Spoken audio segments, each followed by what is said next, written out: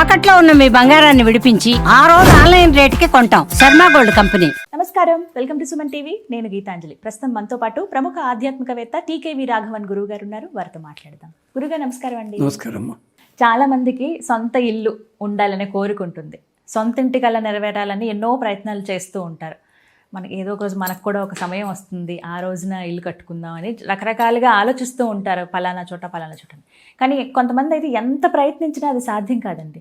జీవితం అయిపోయింది, పిల్లల పెళ్ళిళ్ళు అయిపోయి ఇంకా అద్దింట్లోనే ఉంటున్నాము, ఇన్నేళ్ళ నుంచి ఉద్యోగం చేస్తున్నా ఇంకా అద్దిల్లోనే ఉన్నామని చాలామంది బాధపడుతూ ఉంటారు. గురువుగారు, సొంత ఇంటి కళ నెరవేరాలంటే ఏం చేయాలి అసలు? ఇలాంటి వాటికి కూడా వేదంలో జోకులు ఉన్నాయమ్మా. అవునా? ఏముందో? దేవతలంతా ఒకసారి మీటింగ్ పెట్టుకుని బ్రహ్మదేవుడి దగ్గరికి వెళ్ళేట మొహాలు వేళ్ళాడేసుకుని, ఏమైంది అన్నాడు. ఏమైంది ఏమిటండి, మేమంతా శాశ్వతంగా ఉంటాము, మీకు ఇప్పుడు 35 ఏళ్ళే అన్నారు, మాకన్నా బిల్డింగ్లు ఉన్నాయా, ఫ్లాట్లు ఉన్నాయా, సొంత ఇళ్ళు ఉన్నాయా, గాల్లో ఉతుకుతున్నాం మేము అన్నట్టు అని చెప్పి మనిషిని చూసారా, వాడు గట్టిగా 100 ఏళ్ళు లేవు, కానీ వాడు 2 తాటాకులు వేసి నాకు ఇల్లుంది అంట. మనుష్యా ఇన్వాహ ఉపస్థీర్ణమిచ్చంతి.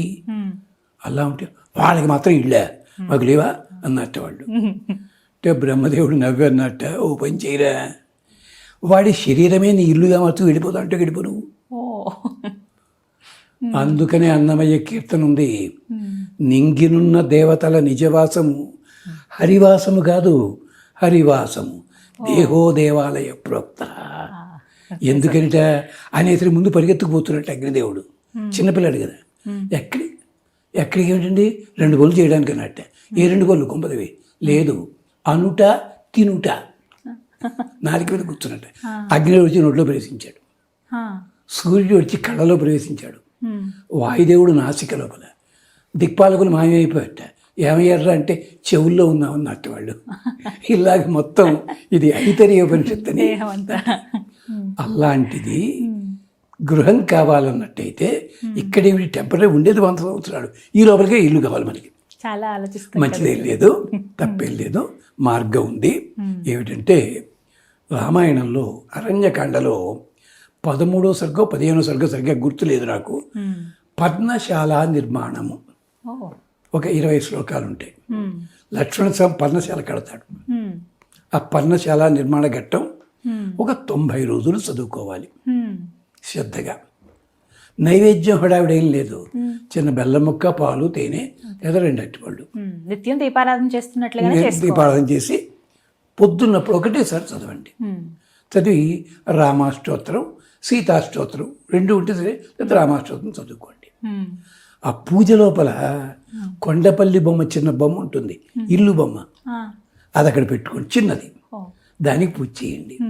దాంతో పాటుగా 2 కొత్త ఇటుకలు పట్టుకొచ్చి పసుపు కుంకుమ రాసి అది కూడా పెట్టి దాని మీద ఇల్లు పెట్టండి, పూజ చేసుకోండి. ఇది అయ్యేసరికి 90 రోజులు అయ్యే నాటికి ఇల్లు కట్టుకునేందుకు ఏవేం కావాలో ఆ వసతులు అన్నీ మీకు ఏర్పడతాయి. ఏర్పడిన వాడు ఉన్నారు, చూపించారు కూడా, వచ్చాయి. అప్పుడు ఇల్లు కట్టేటప్పుడు ఈ 2 రాళ్ళు పునాదిలో వేయొచ్చును, లేదు మాకు కలిసి వచ్చిందండి పూజ గదిలో అట్టే పెట్టుకోవచ్చు, తప్పేం లేదు. ఇది చెయ్యండి. ఇది ఒకటి. కొంచెం కష్టమైనది ఒకటి ఉంది, అది భాగవతంలో ఉంది, 10వ స్కందంలో. ద్వారకా నగర నిర్మాణము సముద్రంలో కట్టించాడు గరుత్మంతుడి చేత. అది కొంచెం ఎక్కువ ఉంటాయి శ్లోకాలు, అదేనా చదవచ్చు.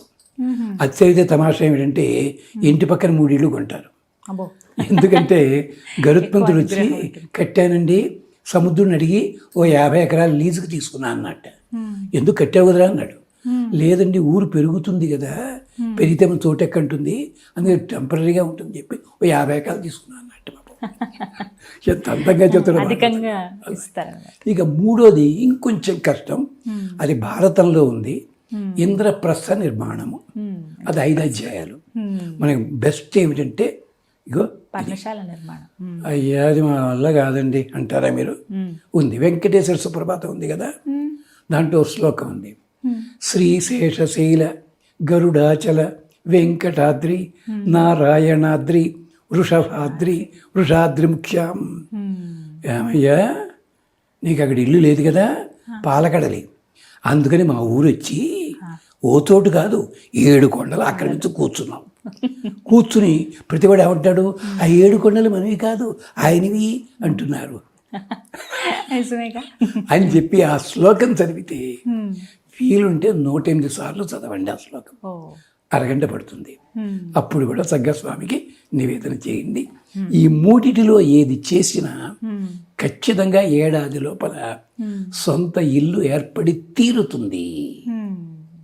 ధనప్రాప్తి జరుగుతుంది, సొంత ఇల్లు జరుగుతుంది. ఇది విశేషం. అంటే మన వాళ్ళు స్తోత్రాల్లో ఎన్ని రకాల అందాలు పెట్టారో తెలియదు. మన పుస్తకాలు ఉపన్యాసం అంటే చదువుతాం తప్ప దాని వెనకాల అంతరార్థం చూడాలి.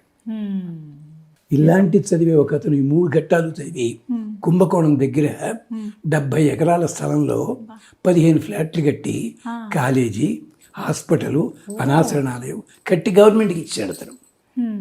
ఎందుకని ఈ ఫైల్ పాపం ఒకడెవడో ఏదో రాజధాని నిర్మాణం కంటే ఇచ్చాడు పాపం ఓ అమాయకుడు. ఆ ఫైల్ అవతల పారేశారు, వాడు తీసుకున్నాడు. అది ఇది 4 ఏళ్ల కింద జరిగింది. ఇంత ప్రభావం ఉంటుంది వాటికి ఇంటి కోసం.